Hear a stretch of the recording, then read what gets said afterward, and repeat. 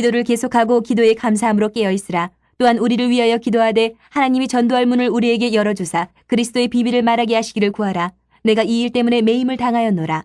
그리하면 내가 마땅히 할 말로써 이 비밀을 나타내리라. 외인에게 대해서는 지혜로 행사하여 세월을 아끼라. 너희 말을 항상 은혜 가운데서 소금으로 맛을 냄과 같이 하라. 그리하면 각 사람에게 마땅히 대답할 것을 알리라.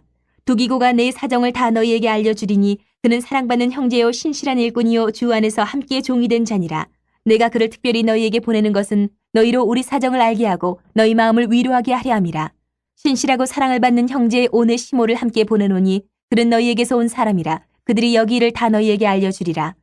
골로새서 마지막 이제 장을 이렇게 보면서 사도 바울이 두 가지, 가장 중요한 것 두 가지를 오늘 본문에서 언급을 합니다. 그것이 뭐냐 하면 바로 기도와 전도입니다. 기도와 전도.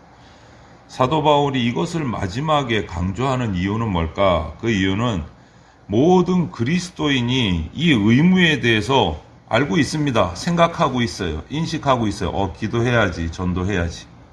그런데 너무 잘 알고 있어서 그냥 무심결에 지나치기 쉬운 항목이기 때문에 마지막에 강조를 합니다. 기도와 전도.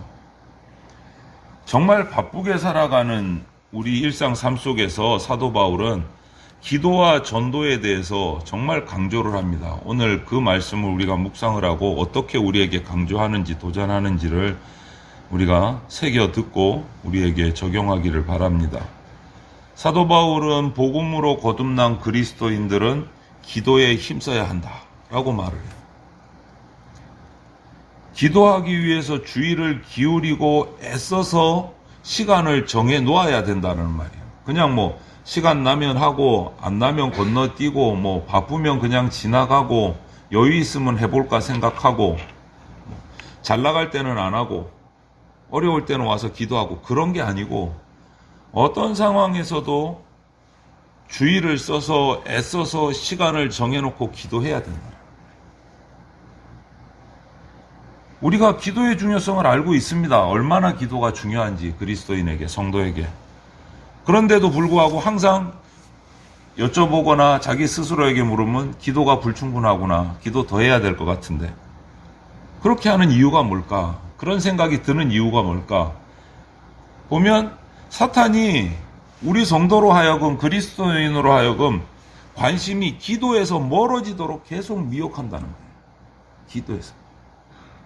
여러 가지 상황을 기도할 수 없는 상황으로 만들어가고 바쁘게 만들어가고 기도하지 않아도 될 것 같은 생각이 들게 하고 자꾸 기도와 우리 그리스도인의 관계를 떨어뜨려 놓는 것이 사탄이라는 거죠. 그렇게 되지 않으려면, 이것을 이겨내려면, 영적으로 승리하려면 의지적으로 기도에 최선의 노력을 해야 됩니다. 의지적으로. 내가 기도하고 싶은 마음이 들지 않아도, 기도 안 해도 될 것 같아도 의지적으로 해야 된다는 거예요. 의지적으로. 또 기도에 대해 요청되는 자세가 있어요. 어떻게 기도해야 되느냐? 감사하는 마음으로 기도해요. 감사함. 하나님은 우리가 드린 수많은 기도에 응답하셨고 앞으로도 응답하실 겁니다. 이런 믿음을 가지고 있으면 감사함으로 기도할 수 있습니다. 응답해 주신 것에 감사하고 응답해 주실 것에 감사하고 이렇게 사도 바울은 지속적으로 골로새 교인들이 기도할 것을 강조하고 또 권면하면서 또 전도하고 선교하는 자신에 대해서도 그 기도 가운데 기도해달라. 도고의 기도를 해달라. 부탁을 해요. 기도는 전도의 문을 여는 열쇠가 되기 때문에 그런 거예요. 전도 사역에 앞서서 기도 당연히 해야 되고 필수적인 겁니다. 반드시 해야 되는 거예요. 기도가 뒷받침되지 않으면 성령의 능력을 얻을 수가 없기 때문에 성령의 능력을 얻을 수 없으면 전도는 안 되기 때문에 그래서 우리는 한 걸음 더 나아가면 모든 사람을 위해서 기도해야 돼요. 그 많은 사람들 가운데 누가 나의 전도의 대상인지 우리 교회에 아니면 예수 그리스도의 말씀을 믿을 사람인지 우리는 모르기 때문에 항상 모든 사람을 위해서 기도해야 됩니다. 여전히 하나님을 알지 못하는 사람들, 알지 못하는 나라, 어둠 가운데 있는 그 잃어버린 영혼들이 주님께 돌아오도록 기도해야 돼요. 나를 통해 돌아오든 우리 교회를 통해 돌아오든 아니면 옆 교회를 통해 돌아오든 다른 성도들을 통해서 돌아오든 그 믿지 않는 영혼이 주님께로 돌아오도록 기도해야 된다. 그래야 전도의 문이 열린다라는. 우리가 쉬지 않고 기도할 때 하나님께서 우리 기도를 사용하셔서 믿지 않는 어둠 가운데 있는 죄 가운데 있는 영혼을 구원을 하신다. 그리고 이 땅에 하나님의 통치가 이루어진다. 그리고 두 번째로 사도 바울이 강조한 것은 전도라는 거예요. 그리스도인으로서 마땅히 힘써야 하는 의무 중에 두 번째가 전도다. 첫 번째 기도, 그 다음 전도라는 거예요. 복음의 빚진 자예요. 저와 여러분들은 예수 그리스도의 복음 덕분에 우리는 어제 말씀드린 대로 수요예배 말씀드린 대로 구원받았고 구원의 기쁨을 누리고 그것을 또 전할 수 있는 특권을 가진 사람이 됐는데 복음의 빚진 자예요. 주님의 은혜로 먼저 구원받고 하나님의 자녀가 되고 그 기쁨을 누리고 있는 그 빚진 자로서 아직도 그 구원의 기쁨을 받지 못하고 복음을 받아보지 못한 영혼들에게, 예수 그리스도 밖에 있는 영혼들에게 복음을 전할 의무가 우리에게 있다. 복음을 전할 의무. 믿지 않는 자들에게 복음을 전할 때 그러면 어떻게 전해야 되나? 태도는 어떻게 해야 되나? 오늘 본문에 보면 소금 치는 것 같이 이런 표현을 써요. 본문 말씀에 보면 6절에 너희 말을 항상 은혜 가운데 소금으로 맛을 냄과 같이 이런 표현을 써요. 소금으로 맛을 냄과 같이 그리하면 각 사람에게 마땅히 대답할 것을 아니라. 그 앞절 5절에도 외인에 대해서는 지혜로 행하라.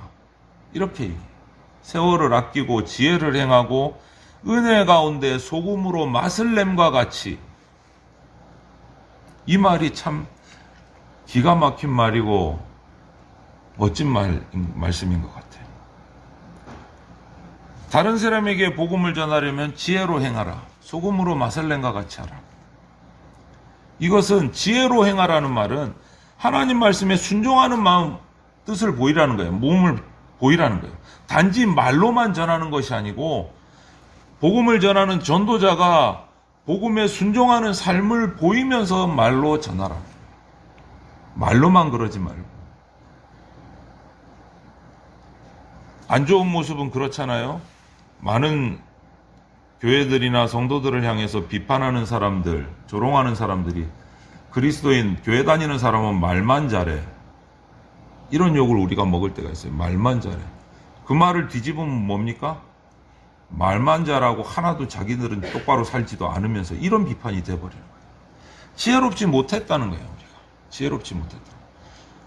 말한 것을 행동으로 삶으로 보이지 못했다는 거예요.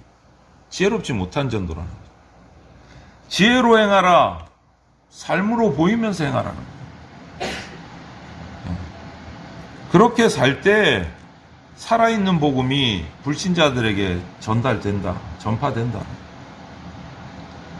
복음을 전할 때 은혜롭게 삶으로 또 지혜로운 말로 은혜로운 언어를 사용해야 돼요.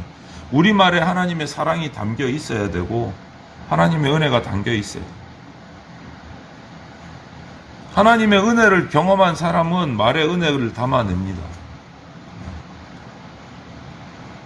그래서 오늘 표현처럼 은혜가 담긴 말은 소금처럼 사람의 마음을 깨끗하게 하고 썩지 않게 만드는 힘이 있어요. 우리가 사람들에게 복음을 전할 의무를 다하기 위해서 이런 준비가 필요하다.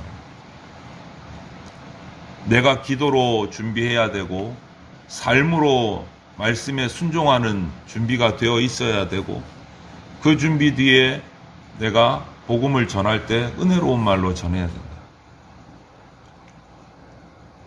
하나님께서는 우리 가까이에 복음이 필요한 사람을 두셨습니다. 멀리 가지 않아도. 선교사와 같이 정말 특별하게 멀리 부르심을 받는 종들도 있지만 다 선교사, 해외로 나가는 선교사가 아니고 우리 성도들에게는 가까이에 복음이 필요한 사람들을 두셨어요. 그들에게 먼저 전해야 됩니다. 우리를 통해서 하나님을 보이고 싶어 하시는 거예요. 그 사람들에게. 우리가 전도자로 준비되어 있을 때, 기도와 지혜로운 삶으로 준비되어 있을 때 하나님께서는 우리 교회를 통해서, 우리 성도들을 통해서 영혼들을 예수님께로 인도하는 데 사용하신다. 그래서 오늘 바울이 골로새서 마지막 장을 서술하면서 두 가지 중요하게 교훈하는 것이, 강조하는 것이 기도와 전도다. 바울을 보면 바울은 기도의 사람이었어요. 먼저 바울 서신을 보세요. 교회들이 늘 열매 맺는 모습을 감사하고 기도하면서 서신서를 시작합니다. 하나님의 뜻이 교회에 이루어지도록 기도해요. 그리고 골로새 교회에게 쉬지 말고 기도하라고 권면합니다. 이 바울의 권면이 힘이 있는 것은 말로만 하지 않고 바울 스스로가 실천하면서 하는 권면이기 때문에, 기도하는 삶을 살면서 기도하라고 요청하기 때문에 힘이 있는 거예요. 오늘 역사 속에서도 계속 이 권면이 힘이 있는 이유인 거예요. 복잡한 상황, 위험에 직면한 교회나 공동체나 그리스도인 가정에서 바울의 이 권면은 계속 유효한 겁니다. 기도가 있어야 개인이 살고 가정이 살고 교회가 삽니다. 기도가 있어야. 힘든 교회들, 힘든 가정들, 힘든 개인들, 그리스도인들의 약점을 바라보면 기도하는 시간이 없어요. 기도하는 시간이 없어요. 부족해요. 그리고 바울을 보면 이 기도와 함께 끊임없이 감사하는 사람이에요. 역시 바울의 서신서들을 돌아보면 항상 기도와 함께 나오는 게 감사예요. 감사예요. 교회가 믿음, 소망, 사랑이라는 열매를 맺을 때 항상 하나님께 감사하다, 감사하다. 그 표현을 계속 써요. 이런 점에서 바울은 감사의 대명사라고 말할 수가 있어요. 하나님께 감사 기도를 드리는 성도는 하나님 앞에 끼어 있을 수밖에 없어요. 하나님의 은혜로 내가 감사하다는 것을 깨달은 성도가 하나님 앞에 떨어져 있을 수가 없는 거예요. 내가 왜 감사한지를 알고 있기 때문에 항상 감사하는 사람은 하나님과 붙어 있을 수밖에 없는 거예요. 바꿔 말하면 삶의 감사가 사라지고 기도의 감사의 고백이 사라지면 그 성도는, 그 교회는 영적으로 깊은 잠에 빠질 수밖에 없어요. 이게 참 두려운 말씀이에요. 감사가 사라지고 그 기도 속에 감사의 고백이 사라지면 영적으로 잠에 빠질 수밖에 없어요. 그래서 감사 기도와 영적인 이 각성, 감사는 뗄래야 뗄 수가 없는 거예요. 기도의 사람 바울은 골로새 교회에 오늘 도고를 요청합니다. 중보기도를 요청하는 거예요. 사역을 위해서 하나님께 자신도 너희들 기도할 때 나 전도 사역을 위해서도 기도해달라 요청을 하는 거예요. 아무리 훌륭한 사역자, 능력 있는 사역자라고 해서 기도가 필요 없는 것이 아니에요. 특히 도고가 필요 없는 것이 아니에요. 기도해주는 지체들이 필요해요. 기도해주는 지체들. 더욱더 오히려 더 큰 일을 하는 사역자일수록 더 기도해주는 도고의 기도가 필요한 거예요. 사역자가 이런 기도의 후원을 무시하면 영적으로 교만하게 되어 있습니다. 영적으로 교만하면 그 결과는 당연히 사역의 실패로 나타나게 될 수밖에 없어요. 그래서 기도의 후원이 도고가 필요하지 않은 사역자는 없습니다. 겸손하게 기도를 요청해야 되는 거예요. 한편으로 성도는 불신자들에게 바른 행실도 보여야 돼요. 기도와 함께.